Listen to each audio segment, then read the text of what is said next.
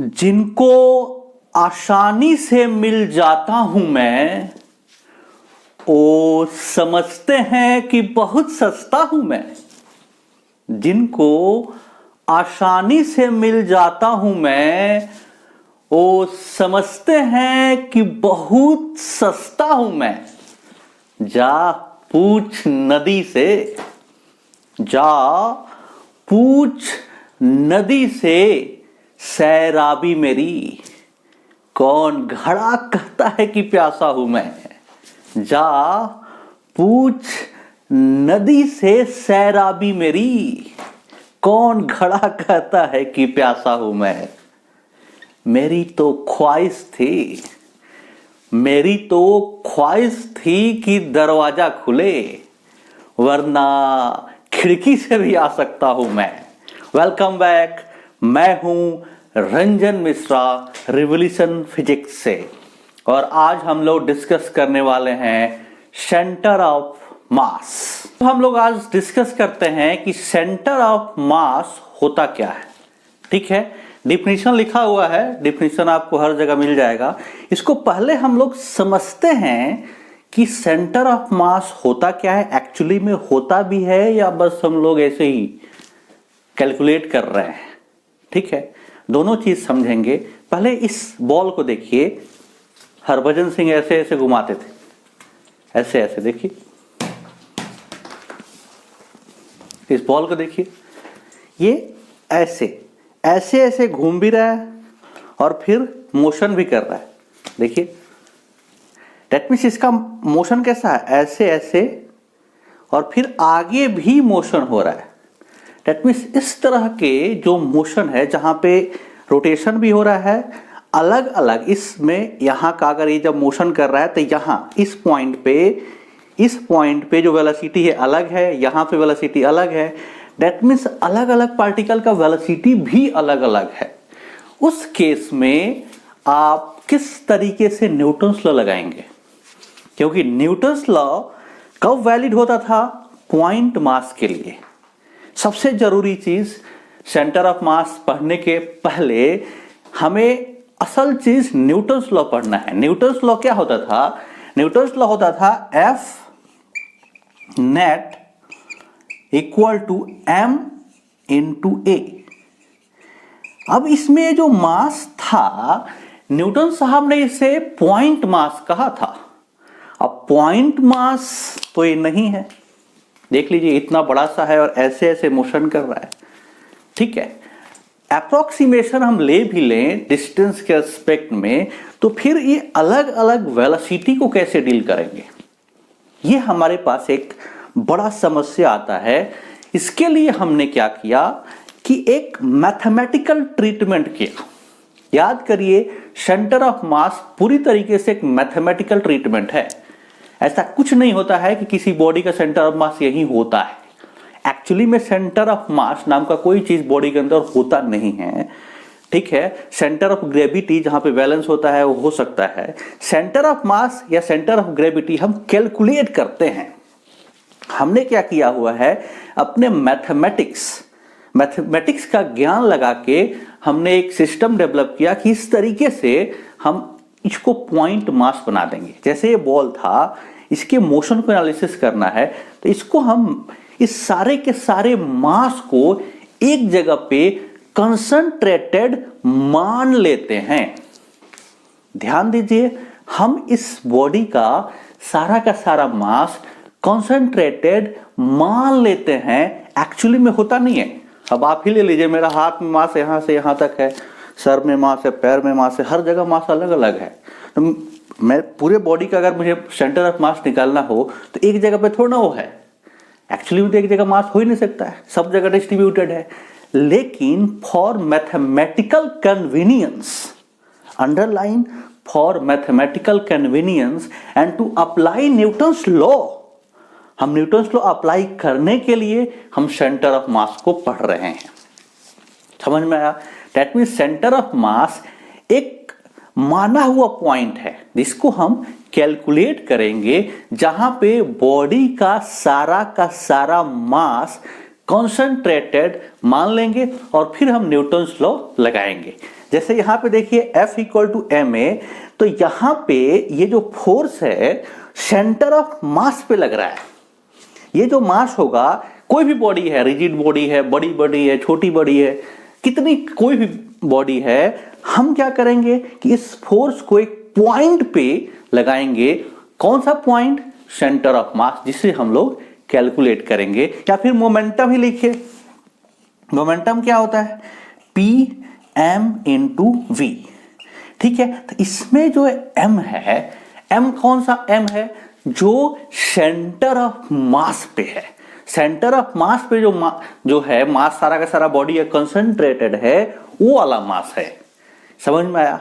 ठीक है, अब थोड़ा सा जानकारी लेने के बाद अब हम लोग आते हैं डिफिनीशन पे, और किस तरीके से कैलकुलेट करेंगे, किस तरीके से कहानी को गढ़ेंगे, ठीक है, वो हम लोग देखते हैं।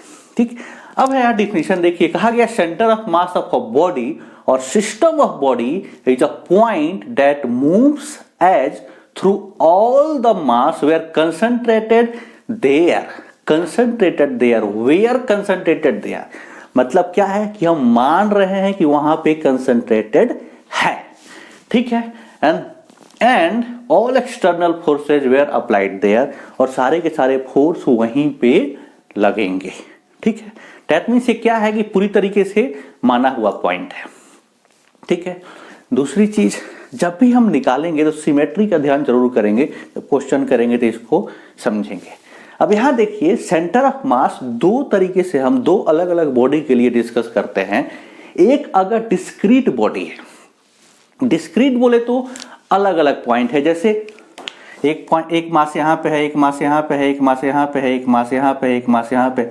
इन सब बॉडी का मान लीजिए कि ये m1 है, ये m2 है, ये m3 है, ये m4 है, ये m6 है, और इन सब का सेंटर ऑफ मास निकालना है। अलग अलग, सारे अलग अलग मासेज हैं, उसका सेंटर ऑफ मास निकालना है, तो उसको हम डिस्क्रीट बॉडी के अंदर पढ़ेंगे और उसके लिए फॉर्मूला यूज करेंगे। उसके बाद है कॉन्टिन्यूअस बॉडी, जैसे ये मार्कर है, देखो पूरा का पूरा मास कॉन्टिन्यूअस डिस्ट्रीब्यूशन है। मेरा हाथ है, देखो पूरा का पूरा कंसंट्रेटेड, सारा का सारा मास डिस्ट्रीब्यूशन है। ये बॉल ही था पूरा स्फेरिकल, देखिए सारा का सारा मास कॉन्टिन्यूअसली यूनिफॉर्मली डिस्ट्रीब्यूटेड है। तो इस तरीके के जो सिस्टम होंगे कॉन्टिन्यूअस बॉडी का, उसका अलग एनालिसिस करेंगे। ठीक है, और फिर इन दोनों में कनेक्शन भी देखेंगे कि अगर कोई कॉन्टिन्यूअस बॉडी है, क्या उसको डिस्क्रीट के तौर पे बना के क्वेश्चन सॉल्व हो सकता है क्या। ठीक है, तो इसको एक एक करके हम लोग देखते हैं। अब देखते हैं यहाँ पे एक सिस्टम को हम लोग डेवलप करते हैं कि किस तरीके से डिस्क्रीट मासेस का सेंटर ऑफ मास निकालेंगे। अब यहाँ देखिए कि एक m1 मास है, एक m2 मास है, एक m3 मास है, एक m4 मास है, एक m5 मास है, ऐसे ही मान लीजिए कि हजारों मास है, mn मास है, और सबका फिर आपको पोजीशन पता है। ठीक है, सबका आपको पोजीशन मान लीजिए कि इसका पोजीशन R1 है, ठीक है, इसका पोजीशन R2 है, इसका पोजीशन R3 है, ठीक है, इसका पोजीशन R4 है, इसका पोजीशन R5 है, ठीक है, ऐसे ही जितने भी n है उसका पोजीशन Rn है। अब हमें सेंटर ऑफ मास का पोजीशन बताना है। ये हमारा ओरिजिन है, ठीक है, ये हमारा ओरिजिन है, हम लोग वेक्टर फॉर्म में बात कर रहे हैं, तो हमें अब सेंटर ऑफ मास का पोजीशन बताना है। तो मान लीजिए कि यहां पे होगा, कहीं पे होगा, मुझे नहीं पता कहां पे होगा, तो इसको हमने बोल दिया कि ये है पोजीशन, ठीक है, RCM का। तो अभी हमने फॉर्मूला लिखा था कि RCM का क्या फॉर्मूला होगा, RCM position of centre of मास, ये होगा M1 R1 plus M2 R2 dot dot dot dot, जितने भी हैं, हजारों हो सकते हैं, Mn Rn upon total M1 plus M2 plus M3 dot dot dot dot dot Mn। ठीक है, समझ में आया। अब अगर x में निकालना है, क्योंकि पोजीशन कैसे लिखते हैं हम, किसी भी वेक्टर का पोजीशन ऐसे लिखते हैं कि x में कितना है, y में कितना है, z में कितना है। तो हमें इस सेंटर ऑफ मास का जो पोजीशन वेक्टर है हम एक्स डायरेक्शन में अलग निकालेंगे, वाई में अलग निकालेंगे और जेड में अलग निकालेंगे। तो आप ऐसे भी लिख सकते हैं एक्ससीएम। एक्ससीएम क्या होगा? m1 x1 m2 x2 dot dot dot mn xn upon total mass m1 plus m2 dot dot dot dot mn। Similarly आप y डायरेक्शन निकालेंगे, YCM ये क्या हो जाएगा? m1 y1 m2 m2 y2, ठीक है, dot dot dot mn yn upon total mass m1 plus m2 dot dot dot dot mn। वैसे ही Z direction हम निकाल लेंगे, ZCM क्या हो जाएगा? m1 z1 m2 z2 dot dot dot mn zn upon total mass, it will B m1 plus m2 dot dot dot dot dot dot mn। ये था हमारा डिस्क्रीट बॉडी का पोजीशन। ये हम अलग अलग निकाल लिए और फिर इसका पोजीशन वेक्टर RCM कैसे लिख देंगे कि RCM will be XCMI plus YCMJ plus ZCMK, ऐसे लिख देंगे। या पॉइंट के फॉर्म में लिख देंगे कि RCM है कितना, तो ये है XCM YCM और ZCM। इस तरीके से हम लिख सकते हैं, ठीक है। तो ये हमने पोजीशन निकालने के लिए कहानी गढ़ ली। अब है कि अगर बॉडी मोशन कर रही है तब क्या होगा, ठीक है। अगर मोशन कर रही है, इसको मिटा देता हूं मैं एक बार, स्क्रीनशॉट ले लीजिए, ठीक है। अगर बॉडी मोशन कर रही है तब क्या होगा? अब आपको पता है पहले से काइनेमेटिक्स से कि अगर पोजीशन को डिफरेंशिएट कर दी जाए तो हमें क्या मिल जाता है? वेलोसिटी। दैट मीन्स पोजीशन को अगर मैं यहां से डिफरेंशिएट कर दूं तो वेलोसिटी मिल जाएगा। और पोजीशन है किसका? सेंटर ऑफ मास का। देख लीजिए, अगर मैं इसको डिफरेंशिएट कर दूं, differentiate with respect to time, ठीक है, तो क्या हो जाएगा? It becomes dRCM upon dt and it is nothing but velocity of centre of mass, ठीक है। ये क्या हो गया? Velocity of centre of mass हो गया। अब यहां देखिए, नीचे तो सारा मास है, स्केलर है, ठीक है, और वो डिफरेंशिएट हो नहीं रहा है। डिफरेंशिएट क्या हो रहा है? पोजीशन। तो यहां पे क्या हो जाएगा? m1 और dR1 अपॉन dt v1 हो जाएगा, प्लस m2 और dR2 अपॉन dt v2 हो जाएगा। Similarly dot dot dot mn vn upon total mass m1 plus m2 plus dot dot dot dot dot mn। देख लीजिए, तो ये क्या आ गया? हमारा velocity of centre of mass आ गया, ठीक है। ये देखिए टोटल मास है। अगर मैं इसको इधर मल्टीप्लाई कर दूं, देखो इसको मैं क्या बोल दिया? टोटल को कैपिटल M बोल दिया, ठीक है। इस पूरे को कैपिटल M बोल दूं तो क्या होगा? Capital M VCM। ये total mass of a body and velocity of total mass, ये क्या आ गया? Momentum. That means momentum of centre of mass आ गया। और यहां से देखो क्या लिखा हुआ है? m1 v1, that means p1 आ गया। यहां से m2 v2, that means p2 आ गया, डॉट डॉट डॉट pn।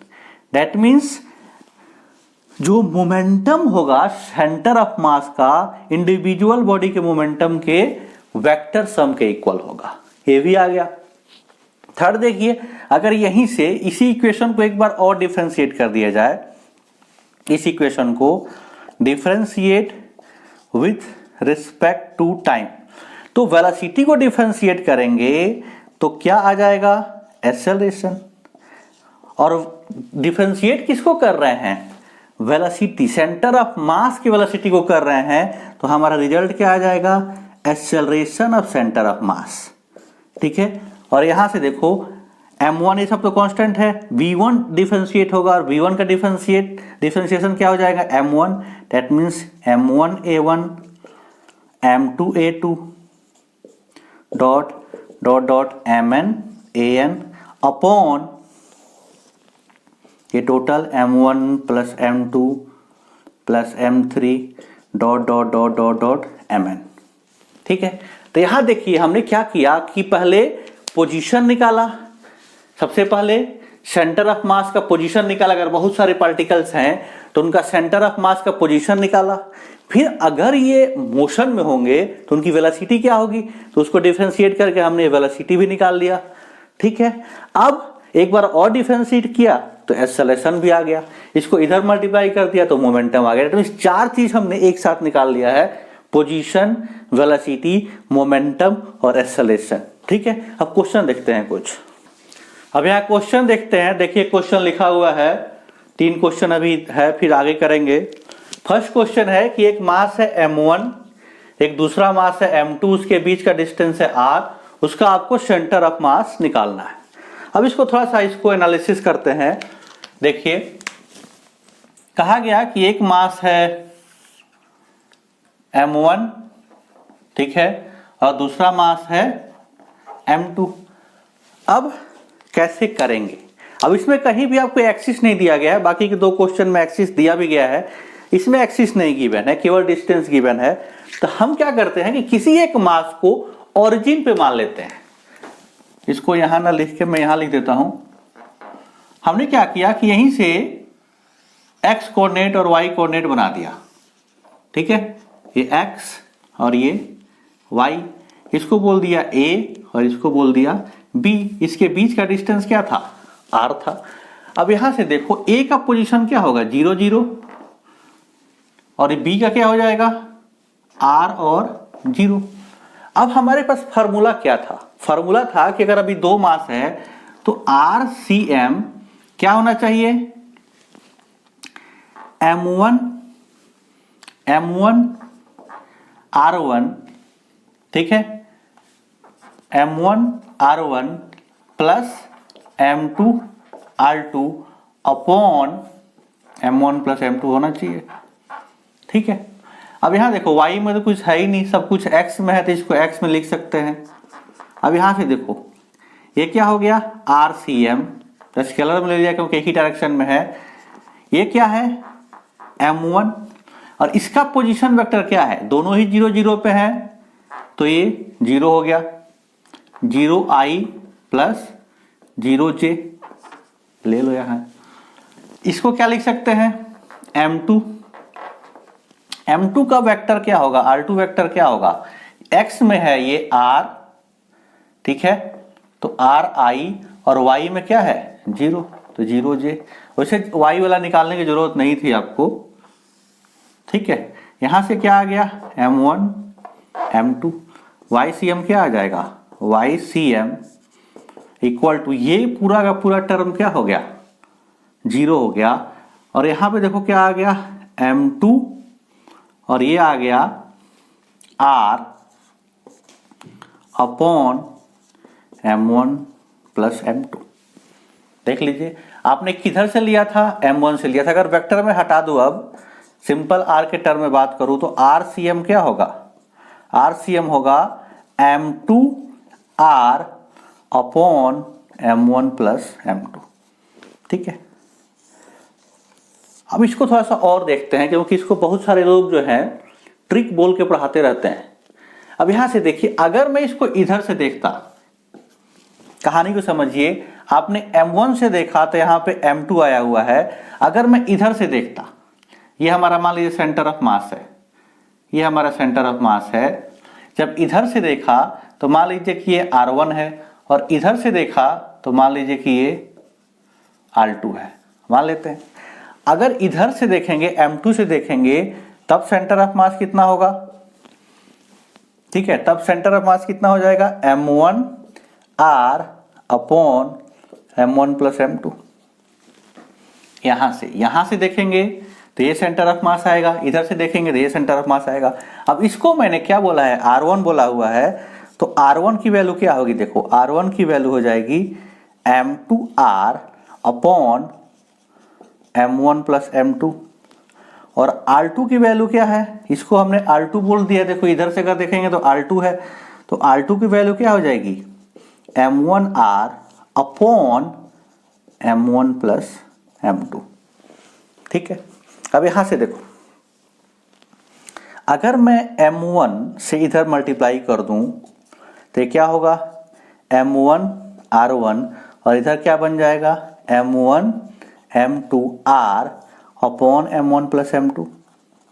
ठीक है, इधर m2 से, दोनों साइड m2 से मल्टीप्लाई करो तो क्या हो जाएगा, m2 r2 equal to m1 m2 upon m1 plus m2। अब यहां देखिए राइट हैंड साइड दोनों का इक्वल है, m1 m2 upon r, m1 m2 upon m1 m2 into r, और नीचे में m1 m2, नीचे में m1 m2। That means left hand side दोनों का क्या हो जाएगा, इक्वल हो जाएगा। और यही कहानी हमें बताना था कि ये क्या हो जाएगा, m1 r1 equal to m2 r2। देख लीजिए, इसका मल्टीप्लाई, इसका इधर से सेंटर ऑफ मास का डिस्टेंस इनटू इसका मास, इधर से सेंटर ऑफ मास और इसका डिस्टेंस, ये दोनों कांस्टेंट होता है। ठीक है, समझ में आया, सिंपल सा कंसेप्ट था। अब नेक्स्ट देखते हैं क्वेश्चन। कहा गया है कि 4 पार्टिकल्स हैं, ठीक है, ए बी सी और डी, सबका मास गिवन है और आपको सबका सेंटर ऑफ, सबकी वजह से सेंटर ऑफ मास निकालना है। ठीक, अब देखिए कहीं से भी आप सेंटर ऑफ मास निकाल सकते हैं, किसी भी पोजीशन से, ए से निकाल लो, बी से निकाल लो, सी से निकाल लो, डी से निकाल लो। मैं क्या कर रहा हूं, ए से निकाल रहा हूं। ठीक है, अब यहां देखिए पार्टिकल जो है एक्स और वाई में एग्जिस्ट कर रहा है, तो जो जेड कोऑर्डिनेट होगा अपने आप 0 हो जाएगा। ये चीज समझ में आ रहा है। ठीक है, इस फिगर का अगर मैं पहले एक्सियम लिखूं, एक्सियम क्या होगा, m1 x1 m2 x2 m3 x3 m4 x4 upon क्या हो जाएगा, m1 plus m2 plus m3 plus m4। ठीक है, अब m1 कितना है, 1 kg। देख लीजिए m1 क्या है, 1 kg, और इसका x कोऑर्डिनेट, ये x कोऑर्डिनेट होता है और ये वाला y कोऑर्डिनेट। तो x कोऑर्डिनेट इसका क्या है, 0, दैट मीन्स 1 इंटू 0। सेकेंड का m2 कितना है, 2 kg, और इसका x कोऑर्डिनेट कितना है, 1, तो it is 2 into 1 plus third body m3, ये मास 3 है और इसका x कोऑर्डिनेट 1 है, तो 3 into 1 plus fourth body 4 kg है और इसका x कोऑर्डिनेट क्या है, 0, अपॉन टोटल मास। टोटल मास कितना है, 1 kg 2 kg 3 kg plus 4 kg। अब यहां से देखो ये टर्म 0, ये टर्म 0, 3 प्लस 2 5, और ये हो गया 3 6 और 6 and 4 10, तो क्या आ गया 1/2, डेट मीन्स 0.5 आ गया। वैसे ही YCM निकाल सकते हैं।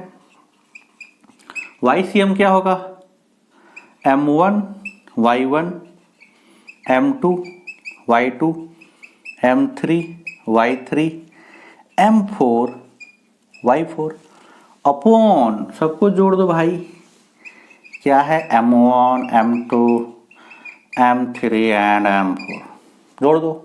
अब देखो इसका क्या है, 1 kg है, मास m1 और y कोऑर्डिनेट 0 है, तो 1 इंटू 0। सेकंड का देखो मास है 2 kg और y कोऑर्डिनेट इसका भी 0 है, तो 2 इंटू 0। थर्ड का देखो, थर्ड का मास है 3 kg और y कोऑर्डिनेट ये वाला होता है, तो ये 1 है, तो 3 इंटू 1 प्लस 4 और इसका y कोऑर्डिनेट कितना है, 1, अपॉन टोटल मास। टोटल मास अभी जोड़ा था हमने, 10 आया था, ये 0 3 प्लस 4 7, तो ये आ गया 7/10, तो ये आ गया 0.4।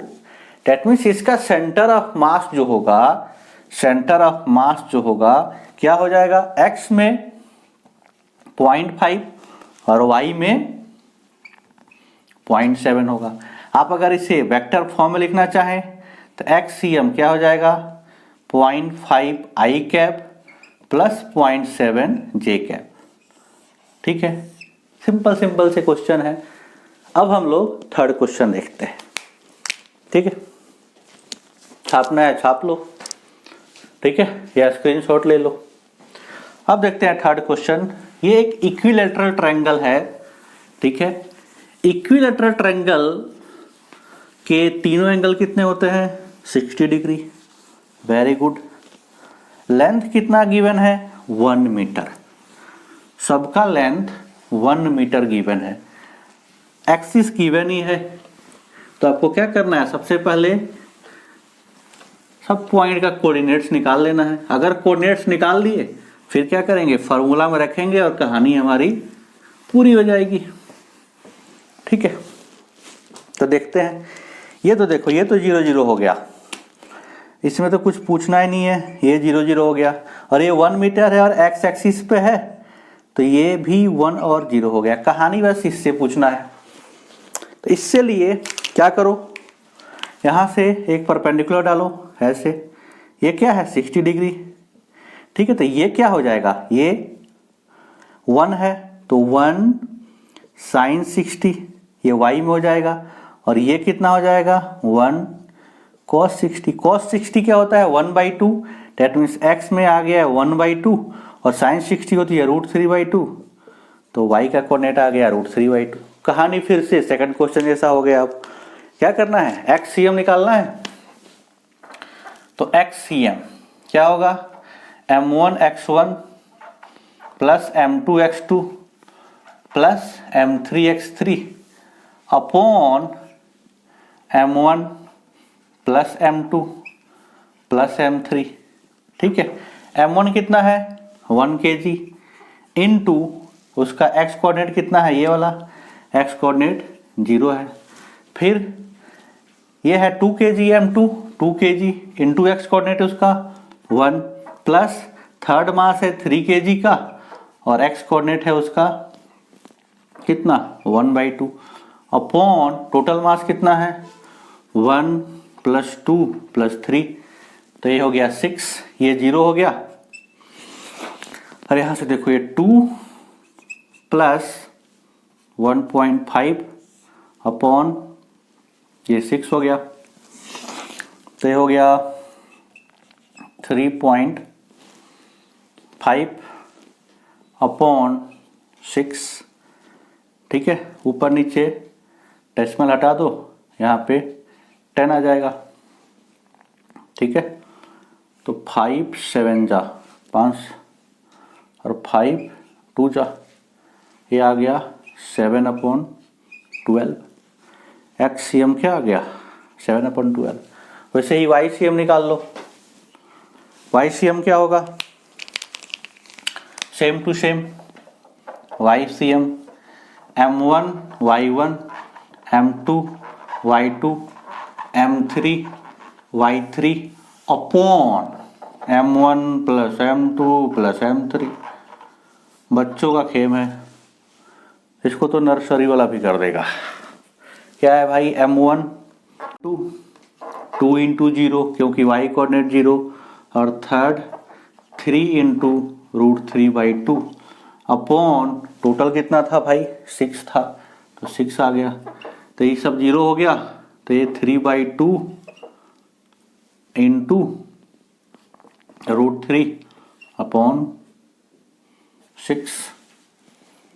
ठीक है, तो ये 2, ये हो गया √3/4। तो हमारा सेंटर ऑफ मास क्या आ गया, ये आ गया 7/12 और ये आ गया √3/4।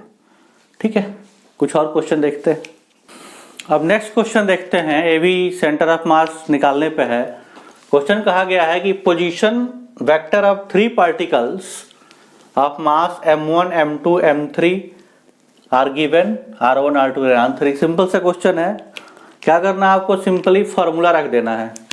RCM क्या होगा, अभी आपने पढ़ा RCM क्या है, M1 R1 plus M2 R2 plus M3 R3 upon M1 plus M2 plus M3। अभी डायरेक्ट फार्मूला पुटिंग क्वेश्चन है, देख लीजिए। आपको क्या करना है, M1 कितना है 1 kg, तो 1 और R1 कितना है I plus 4J plus K plus M2 है 2 kg, तो 2 इंटू R2 कितना है I plus J plus K plus M3 कितना है 3 kg, तो 3 और R3 है 2I minus J plus 2K upon total मास कितना है 1 प्लस 2 प्लस 3। अभी कितना हो गया देखिए, I प्लस I को कॉमन ले लो, I यहां से प्लस यहां से 2I, यहां से एक I और यहां से 2I प्लस यहां से 3 इंटू 2 6, फिर J कितना है यहां पे 4 और यहां पे 2 प्लस यहां पे -3 प्लस K कितना है यहां पे 1 प्लस यहां पे 2 प्लस यहां पे 6 अपॉन 3 2 5 3 3 6। अभी ये नर्सरी वाला क्वेश्चन हो गया, 6 and 3 9I, और ये हो गया 6 minus 3 3J and 9K upon 6। अब ये क्वेश्चन केवल फॉर्मूला पुटिंग था, इसमें कुछ नहीं था, बच्चों वाला क्वेश्चन था, ठीक है, खुद से कर सकते हैं, इसका गिरना ही रहता है भाई, ठीक है। अब नेक्स्ट क्वेश्चन देखिए, पढ़िए। 2 blocks of mass 10 kg and 4 kg are connected by a spring of negligible mass and placed on a frictionless horizontal surface। Photo में दिख रहा है, ठीक है। An impulse gives a velocity कितना of 14 metre per second to heavier block, ठीक है। आपने क्या किया कि इसको इधर की तरफ 14 मीटर पर सेकंड से दे दिया। तो बस इसमें बस एक कहानी है क्या, कि जैसे ही आपने इंपल्स दिया उस टाइम पे तो ये रेस्ट में रहेगा ना, ये ब्लॉक तो उस टाइम पे रेस्ट में रहेगा, दैट मीन्स इसकी वेलोसिटी तो 0 है। अब कहानी क्या है, खत्म हो गई। फॉर्मूला अभी हमने पढ़ा था, क्या पढ़ा था, velocity of centre of mass क्या होता है, m1 v1 plus m2 v2 upon m1 plus m2।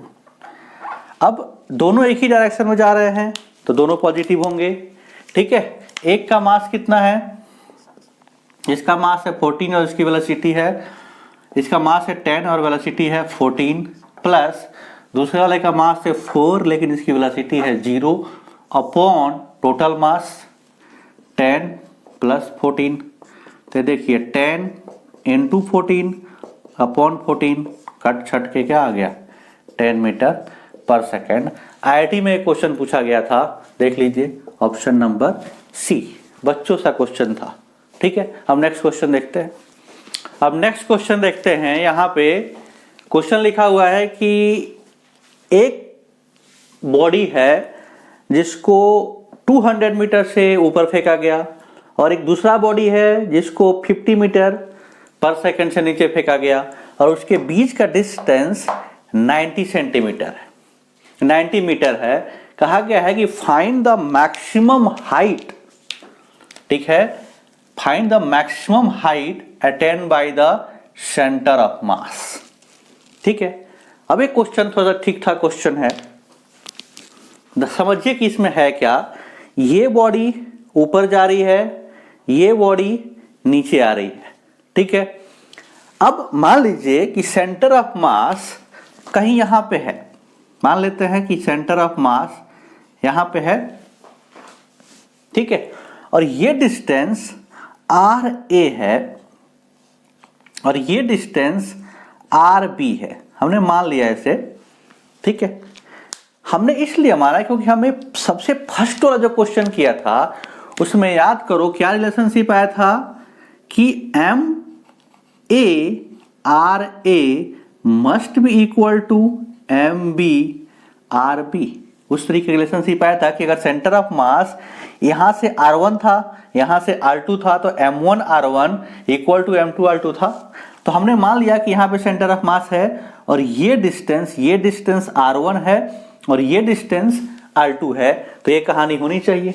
अब M1 है कितना, M1 है 1 into R A equal to M2 है 2 into R B. That means यहां से क्या आ गया कि are A equal to 2RB। ठीक है, वेरी गुड। अब एक बात बताइए, R A plus R B कितना है, 90 मीटर है। इसका मतलब R A plus R B equal to 90 metre. R A के जगह पे रख दीजिए वैल्यू, तो कितना हो जाएगा 2RB plus R B equal to 90 metre. इसको सॉल्व करिए तो आर बी की वैल्यू क्या आ गई, ये 3RB इक्वल टू 90, तो आर बी की वैल्यू आ गई 30 मीटर और आर ए की वैल्यू आ गई 60 मीटर। ठीक है, दैट मीन्स यहां से एक चीज हमें क्लियरली पता चल गया कि ये जो डिस्टेंस है आर ए ये 60 मीटर है, ठीक है, और ये जो डिस्टेंस है 30 मीटर है। ठीक है, अब पूछा गया है कि सेंटर ऑफ मास, इसका सेंटर ऑफ मास कितना मैक्सिमम ऊपर जा सकता है।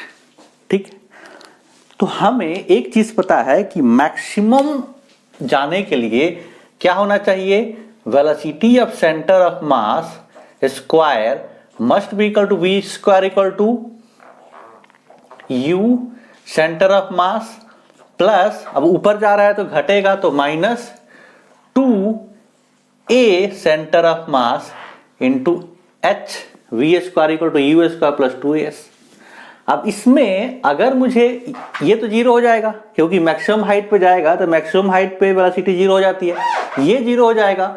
अगर मुझे सेंटर ऑफ मास का इनिशियल वेलोसिटी पता चल जाए और सेंटर ऑफ मास का एक्सेलरेशन पता चल जाए तो कहानी बन सकती है। अब क्या करना पड़ेगा, यही दोनों चीज हमें निकालना है, तो एक एक करके दोनों निकालते हैं। अब वेलोसिटी के लिए हमारे पास क्या एक्सप्रेशन है, मैं कहूं कि velocity of centre of mass तो क्या होगा, ma ua plus mb ub upon m1 plus m2। Simple सी कहानी है। अब देखिए ये ua कितना है 200, ठीक है, ये है 200 और इसकी मास कितना है 1। ठीक है, अब अगर ये ऊपर जा रहा है प्लस मान रहे हैं तो नीचे वाले को निगेटिव लेना पड़ेगा क्योंकि वेलोसिटी है। ये हो गया 2, मास इसका 2 है और वेलोसिटी है इसका 50 अपॉन कितना, मास है 2 प्लस 1 3। दैट मीन्स एस आपका आ गया initial velocity of centre of mass कितना आ गया 200 minus 100 upon 3। That means it will be 100/3 metre per second. That means इस एक्सप्रेशन में हमें ये पता चल गया। अब अगर हमें acceleration of centre of mass भी पता चल जाए तो हमारा काम बन जाएगा। अब acceleration of centre of mass क्या होगा, एम ए, ठीक है, ए का एक्सेलरेशन प्लस एम बी का acceleration upon M A plus M B. अब दोनों ही बॉडी मोशन अंडर ग्रेविटी हो रही हैं, तो दोनों के लिए क्या हो गया, this is 1 into G plus 2 into G upon 3, तो क्या हो गया, जी आ गया। That means acceleration of centre of mass 10 metre per second square आ गया। ठीक है, अब यहां वैल्यू रख दीजिए। ये हमारा क्या था कहानी, एट मैक्सिमम हाइट क्या हो जाएगा, velocity of centre of mass 0 हो जाएगा। That means it is 0 equal to जो आपका इनिशियल वेलोसिटी है उसका स्क्वायर। इनिशियल वेलोसिटी कितना आया था, 100/3, तो 100/3 स्क्वायर और फिर -2, ए की वैल्यू हमारी 10 आ गई है इंटू एच, तो यहां से आपका एच आ जाएगा। एच कितना आ जाएगा, 100 इंटू 100 अपॉन 9, ये इधर आया, ठीक है, अपॉन 2 इंटू 10, ये हो जाएगा। देखिए 1 0 से 1 0 गया, ठीक है, और ये 5, तो 500 अपॉन 9 ये मीटर। इतना सॉल्व करने पे कितना आ गया, देखिए h की वैल्यू आ गई 500 अपॉन 9, इट इज 55.5 मीटर। ठीक है, अब देखिए ये क्या है, ये सेंटर ऑफ मास यहां से h हाइट गया है, सेंटर ऑफ मास यहां से h हाइट गया है। ठीक है, दैट मीन्स टोटल कितना डिस्टेंस ट्रेवल मैक्सिमम हाइट तक जाएगा सेंटर ऑफ मास। तो शुरू में तो ये यहां से, अगर मैं यहीं से रेफरेंस पॉइंट ले लूं तो यहां से तो ऑलरेडी ये 60 पे था, तो maximum height, total maximum height अगर निकालना है तो कितना हो जाएगा, ये 60 तो पहले से था प्लस 55.5, ये कितना आ जाएगा, 115.5 मीटर आ जाएगा। ठीक है, अब नेक्स्ट क्वेश्चन देखते हैं। इस क्वेश्चन में देखिए दो ब्लॉक है, ए और बी, दोनों का मास गिवन है। ए का मास कितना गिवन है, ए का मास गिवन है 2 kg, ठीक है, और बी का मास गिवन है 1 kg। ठीक है, अब कहा गया है कि इस ब्लॉक का जो सिस्टम है इसका सेंटर ऑफ मास का एक्सेलरेशन बताइए। ठीक है, अब क्या करेंगे, सिंपल, पहले तो एफबीडी बना दीजिए। ये मास ज्यादा है, इसका मतलब ये नीचे जाएगा। मान लीजिए कि एक्सेलरेशन ए से नीचे जा रहा है, ये नीचे जा रहा है तो फिर ये ऊपर जाएगा। ठीक है, एफबीडी बनाइए। नीचे क्या होगा, मास इंटू एक्सेलरेशन, तो ये 2g हो गया। ऊपर क्या जाएगा, t, नीचे इसका mg, तो इसका मास 1 kg है तो g ऊपर t। ठीक है, ये सिंपल न्यूटन लॉ से। अब देखिए इस ब्लॉक के लिए, फर्स्ट वाले ब्लॉक के लिए अगर मैं न्यूटन लॉ लगाऊं तो नेट फोर्स, नीचे जो बॉडी है नीचे जा रही है तो नेट फोर्स नीचे का ज्यादा होगा। That means 2g minus t equal to F net, और इसका mass into acceleration 2 into A, equation number 1। B के लिए देखिए, बी ऊपर जा रहा है, दैट मीन्स ऊपर का फोर्स ज्यादा होगा t, और नीचे है g इक्वल टू इसका मास इंटू इसका एक्सेलरेशन 1 kg है, तो ये हो गया। अब इन दोनों को ऐड कर दीजिए। ऐड करेंगे तो देखिए t से t कट गया, 2g माइनस g आ गया, एंड दिस इज 3a। तो यहां से a की वैल्यू आ गई कितना, g/3। अब इसमें ले जाकर डाल दीजिए, इसमें या इसमें, जिसमें मन करे आप डाल सकते हैं। तो यहां से t की वैल्यू क्या आ गई, t की वैल्यू आ गई g प्लस a, और ए की वैल्यू आ गई g/3, तो इट इज 4g/3। तो यहां से t निकल गया हमारा 4g/3। ठीक है, अब हमें क्या निकालना है, सेंटर ऑफ मास निकालना है। तो सेंटर ऑफ मास का फॉर्मूला क्या होगा, नेट फोर्स जो बॉडी के ऊपर लग रहा है। ठीक है, acceleration of centre of mass क्या होगा, नेट फोर्स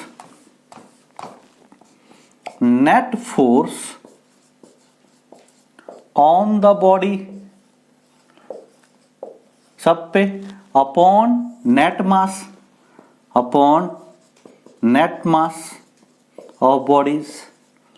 ठीक है, अब देखिए नीचे की तरफ कितना फोर्स लग रहा है, टोटल देखो, इस पूरे को एक सिस्टम देखें तो क्या है, नीचे यहाँ 2g लग रहा है और यहाँ 3g, that means 2g plus g, 3g नीचे लग गया, और ऊपर की तरफ कितना फोर्स लग रहा है, 2t, एक t यहाँ लग रहा है, एक t यहाँ लग रहा है, और टोटल मास कितना है इसका है 2 kg और इसका है 1 kg।